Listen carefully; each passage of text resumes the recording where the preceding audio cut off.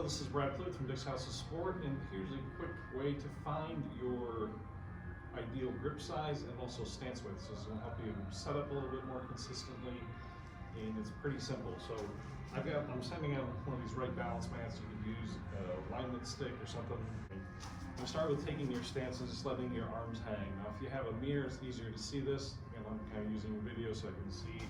But if you notice, if my feet are too close, I don't see too often, I usually see too wide. One hand's going to hang in a little bit more than the other.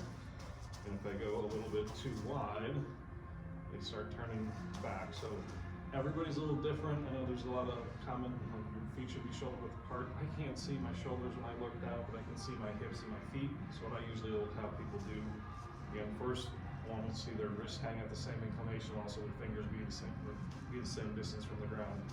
You'll notice if I'm too wide, one hand hangs a little bit lower. If I'm too narrow, one wrist turns in. So this is my ideal. So I usually have somebody like T-pose and then just hang a club. So for me, it's about the outside of my ankles to the outside of my hips. Okay, so I just hang a club down.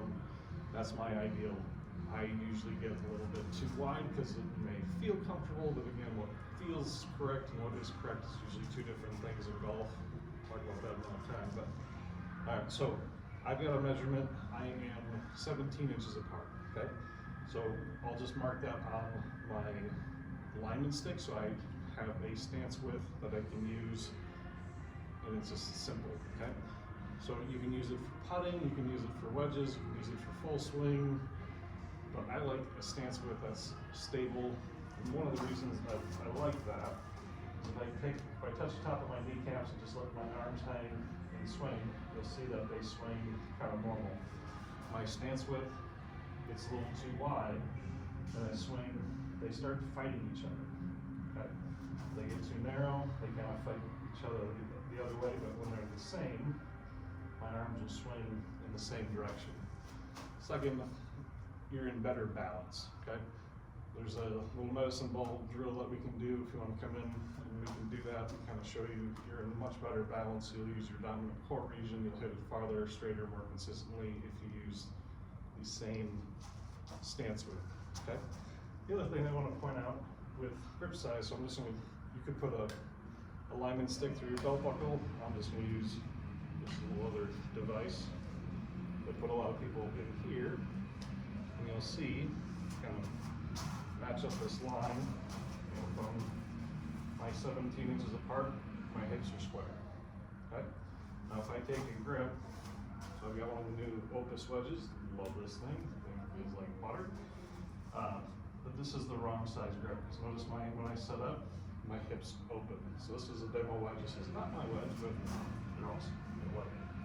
Okay? So I'm just going to kind of run through a few of these grips. So this is an undersized grip. So this is also a CPX grip. I was watching a video last week, John Daly and I think it was Bryson talking about getting the right size grip. I'm like, it's really simple. People don't know what to look for, but I think they're right.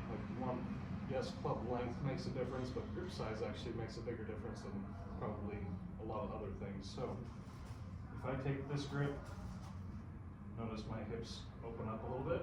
Again, that's not quite square. If I use a standard grip, okay. The other nice thing with these CPX grips is they kind of morph into your hand rather than your hands go into the grip. So I kind of like these.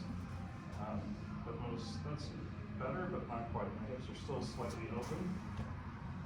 Okay. Go to the mid-size.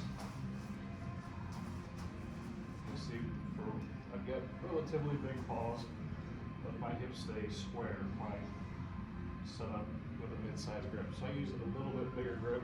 It's actually not very common. I know there's a big trend toward big grips, especially in putting, but when I take people through the same exercise in putting, very rarely does a big grip square up a hip. So if this is a jumbo or oversized grip, you'll see now my hips actually close. I'm not manipulating anything, it's just the concept is from Dr. David Wright and his tensegrity, if you want to look it up and figure that out. I just know what to look for. I'm not quite sure how the science works, but I do know what to look for, and now you do too. So If you want to come in and get tested for your grips, or go through this process and find your ideal grip size, stance width, balance, consistency, I'd love to help. Again, Brad.